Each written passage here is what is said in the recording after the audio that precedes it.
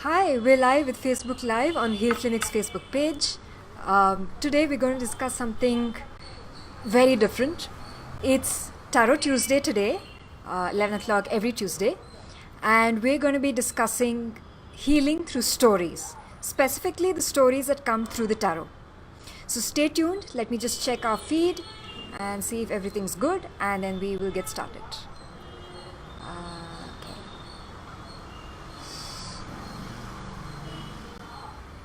So let me know in the comments and the chat section if my audio is good, if the video is good, because I'm trying something new today. So I think there's a lag between when I talk and when it's getting streamed onto Facebook. So if I'm not seeing your comments immediately, give me a little while to catch up with you. Okay, so the video seems good. Just let me know in the comment section if my audio is good and say hi to me, and I will put in my comments as well so that you're able to see me.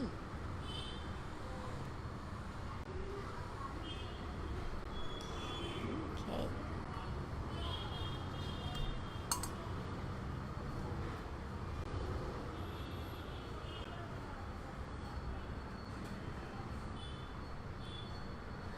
Okay, cool. I think our feed is good.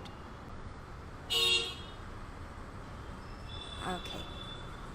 So what I wanted to discuss today was if there is such a thing as the tarot, and I know a lot of people don't believe in it, why was it developed? What do we do with it? And what is basically the premise behind the tarot? How do we use it to help ourselves grow and change and develop? The tarot is basically all about, like I said, stories. So that's our topic for today. But how is it that if you have a story, for those who know a little bit about the tarot, they'll know that the major arcana has the Fool's Journey, which tells a story. There are different decks where each element has an entire story to it. So I don't want to get into the technical side of it.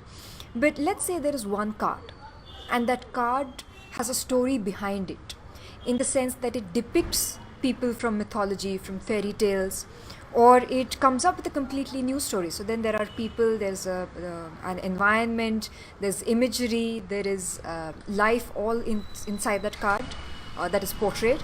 And we read through the guidebook, or we read about the mythology or the legend of the story. How does that really help us? Why is it that the tarot was developed? Was it developed to tell stories? Is it just for entertainment? Is there something even behind the story?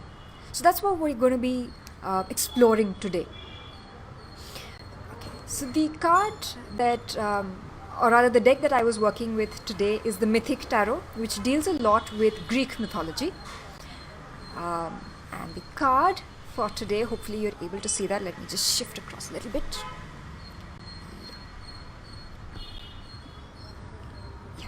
So the card that we're looking at today is the Queen of Swords from the Mythic Tarot, which, so this is literally one person's story in the entire series, in the entire Greek mythology that we know as of today. Now this is Queen Atalanta, and we'll get into her story, and then we'll get into how is it that we can apply her story to our daily lives. My focus for today is to get an understanding of, if we look through the tarot, if we look through the different mythology that even comes through in astrology, because there are different stories that come through for us with the different planets, with the different constellations. Indian mythology is huge with deities, gods and goddesses. How do we use that in our everyday lives to heal ourselves, to heal our relationships, and to become much better people on a day-to-day basis? So here's the story of Queen Atalanta. In Greece, there was a city called Arcadia. This was in ancient times, and it so happened that there was a king and queen who didn't have a child. Now, in the Indian context, they would have done a Putra Kameshti Yaga, So something similar is what the king and queen did. They did a lot of prayers and whatnot, and finally they were blessed with a child. As it so happens, the child was a daughter, and based on culture, based on societal norms, based on their own belief systems, what they wanted, at least what the king wanted, was a son. And he was so broken up and so angry and furious about the fact that he had a female child. He went to the extent of taking the child, and a newborn child, and placing her in the wilds, and just left her there. Does that ring a few bells with today's culture, with the way that the female psyche and women themselves have been treated, or you as a woman have been treated as a child? Or forget the fact that you're a man or a woman. As a person, have there been times that you have felt abandoned? That's the first linkage that we can find. So our newborn baby, who has not been named, who has not been loved, who has not been nurtured, has been left in the wilds. She, by some grace of God, the goddess Artemis found her and blessed her. Now the goddess Artemis is the goddess of wisdom. She's the goddess of the forests, of the ecosystem, and she's the goddess of the hunters and the huntresses. She has that energy. And by this goddess's grace, Atalanta, or rather the newborn baby, was found by a she-bear and nursed by that bear as one of her own. While the bear was nursing her, some hunters found a child in the middle of the woods, and they were able to rescue the child, bring her to their cottage, and raise her as their daughter. Which is so funny that a princess finally ends up growing up as a hunter. She didn't just grow up to be a hunter, she grew up to be one of the strongest people that ever existed at that time in the world. She was extremely strong. She was able to do feats of great courage. Her physical strength, her mental strength, her emotional integrity was so strong that as she grew up, not only was she able to go hunting, not only was she able to fight with the wild beasts and hold her own physically, she was so convinced that nobody should be able to harm me. She was able to protect herself. So there's a story where there were two centaurs that invaded her glen and tried to take advantage of her, and she fought them off with her bare hands and her own arrows and instruments that she had, and killed them. Her confidence in herself grew to such an extent that she then told the hunters bye, and she went on quests and adventures. At that time, only men went on quests and adventures. So you would know the adventures of Hercules, you would know the adventures of Perseus, of Theseus. Atalanta, as she was named by the hunters, went on her own adventures. She went to kingdoms where there were wrestling matches, and she won over those people, men. She went to kingdoms where there was a boar. So there's the story of a, damn it, okay, I forget the name, but ancient day Greece, they had games as the Romans had games with gladiators. Here it was with animals, and whoever participated in the games were given prizes. So she wholeheartedly went and participated in games that primarily had only men, because they were feats of strength, feats of physical prowess. And she won over all the men and came first.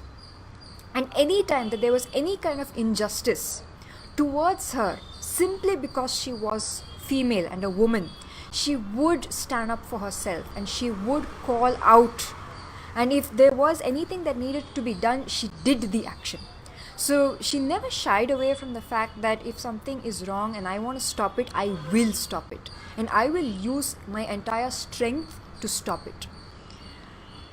Very intimidating figure. So after all her adventures, after winning all of these prizes, after being commended by some of the strongest people in the world, she came back home, and her father suddenly decided, oh, she's my daughter. The king re-adopted her, into his family, and then said, but you know, you're a woman, so you need to get married. Okay. It's not exactly what she had in mind, but she's blessed by the goddess Artemis, right? The goddess of wisdom. So she was able to judge the fact whether I do want to get married or not. If I do want to get married, I don't want to follow the same structures that everybody else has. I don't want to be somebody who's subservient. I am who I am, and I am very confident in that fact. So the person that I get married to should also be able to hold his own and be able to respect me for who I am. So she decided, in order to judge who the right person should be, any suitor that comes to me is challenged to a foot race.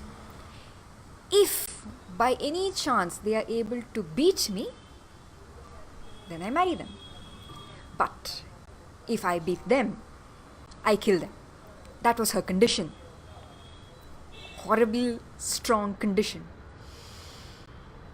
And there was nothing that anybody else could do because of the very fact that she had owned her strength, she had owned her power.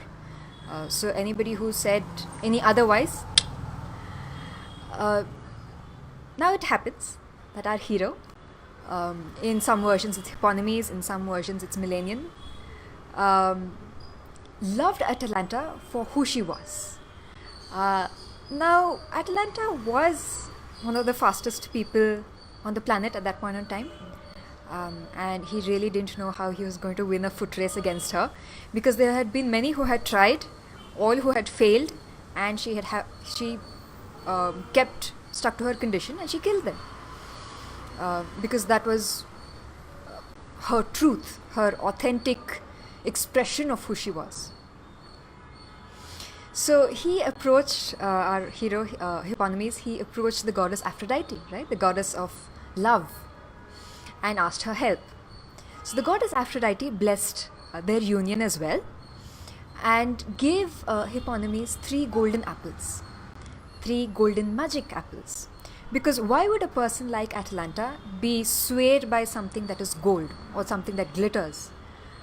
So these apples have to be really precious, they have to be filled with love, and they have to be something that she's really looking for, which only the goddess Aphrodite can understand, because one, she's the feminine ideal of womanhood, as well as love, as well as she has everything that is truly beautiful in life, and that brings contentment and fulfillment, not just from the overall emotions and feelings, but also from the soul.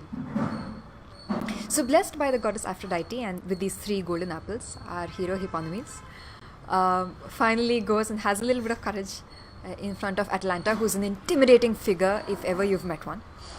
And he says, okay, I accept your condition and I will run whenever you want, in the decided conditions on these, in this track. So they start their race, and Atalanta is faster than fastest. And it's not that she's a young little child, she's a grown woman, but she's able to beat everybody. So the race, as I understand it, consists of laps, and that's the only way that Hippomenes is actually able to fulfill his idea. So while they're running, he knows that Atalanta has to take a circle and come back to the same point, go around the laps a couple of times before the race is called and the winner is announced. So he drops 1 golden apple while he's running, and Atalanta, furiously, wildly charging away at on the track, comes across and she spots this golden apple, and something within her heart feels good and sweet and accepted. So without stopping, she slows down just a few seconds to stoop and pick up the first golden apple. And in that slowing down, now Atalanta herself is one of the fastest people. She slows down a few seconds. Imagine if Usain Bolt slowed down a few seconds, would that really help us? No, we would still be somewhere at the back. But in those few seconds that she slowed down, not even stopped, and stooped to pick up the apple, Hippomenes got a little bit of an edge on her. And they're running and they're running and they're running, and Atalanta still is able to hold her own. She has incredible stamina. I mean, she grew up in the forest.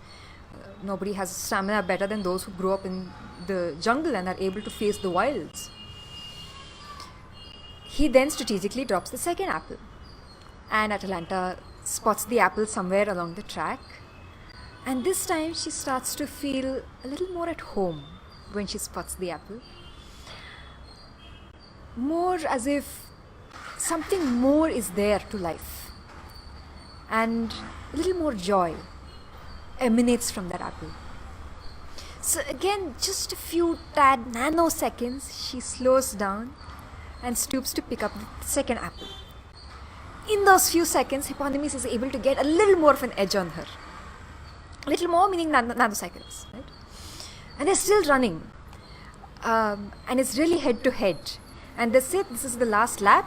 And if Hippomenes is not able to make it, it's over for him. So he strategically drops the third apple and prays to the goddess Aphrodite, oh my god, do something. Because this is the one. In my version, I think that Atalanta has caught on to the fact that these golden apples didn't just appear on the track out of nowhere and Hippomenes has been casting them. But I think somewhere she understands that he's not doing it to cheat her.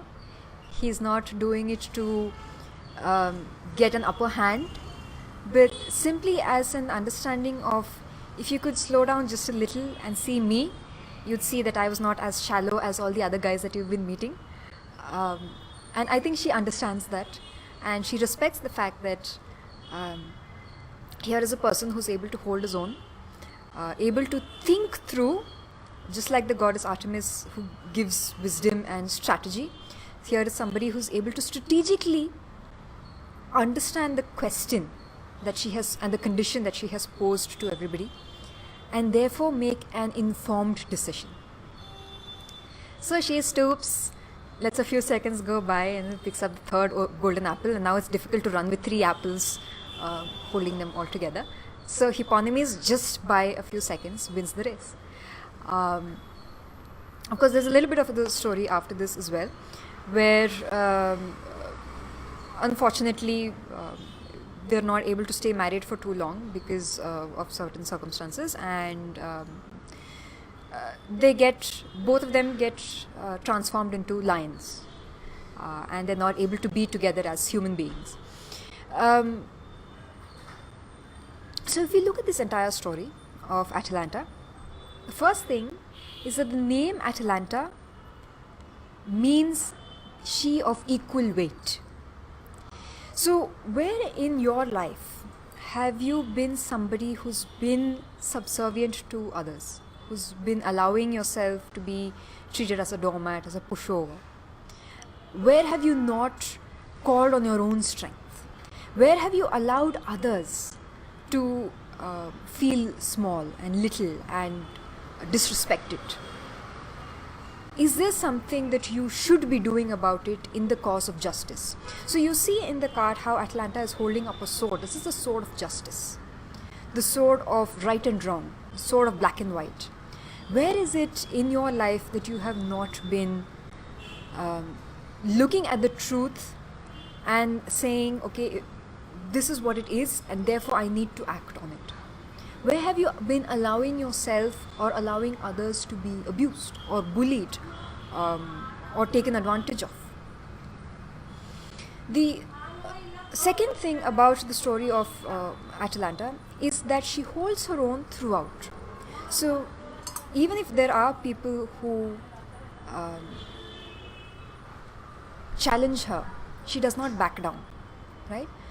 But she holds her own not through intimidation, not just by using her masculine side, but also by using strategy, by using wisdom, which is in a sense how the female psyche works. That the woman or the feminine psyche is able to call on, or any person is able to call on both their masculine and feminine sides marry them together by having them be of equal weight, and in a way have both their truths, both their authentic being be respected, be cherished, and be nurtured.